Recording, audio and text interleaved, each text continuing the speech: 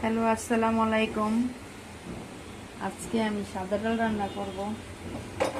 এই ডালটা পছন্দ করে না এমন কেউ নাই। এই ডালটা রান্না করতে হইলে পেঁয়াজ রসুন আমি একত্রে কেটে রেখেছি, তেজপাতা দিয়ে দিব, আর কাঁচা মরিচ টমেটো পরে দিব। অনেকে শুকনো মরিচ দিয়ে রান্না করে, শুকনো মরিচ দিয়ে করলে অনেক মজা লাগে।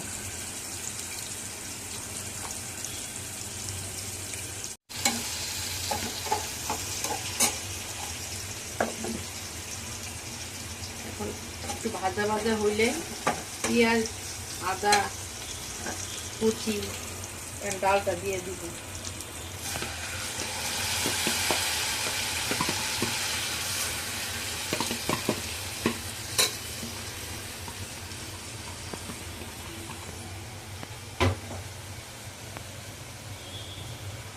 এখন আমি টমেটোটাকে ছোট ছোট করে কেটে নিব। টমেটোটা দিলে ডালটা অনেক মজা লাগে খেতে।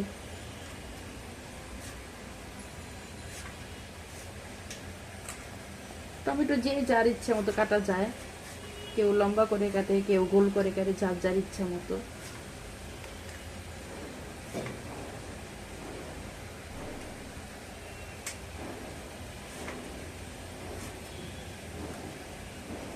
টমেটোটা আমি নামানোর আগে দিব। ডালটা ভালো মতো ভাজা ভাজা হয়ে গেছে। ভাজা ভাজা হয়ে গেলেই এখন আমি পানি দিয়ে দিব।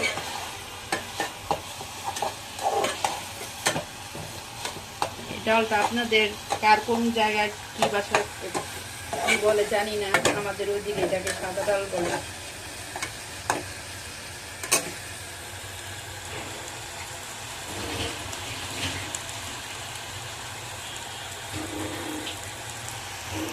এখন আমি পানি দিয়ে দিব।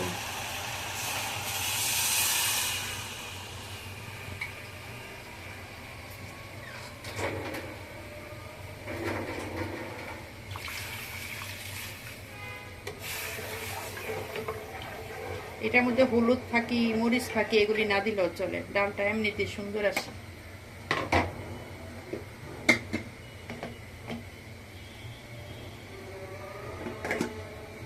একটা বলক আসলে তারপর আমি টমেটো আর কাঁচামরিচ দিয়ে দিব।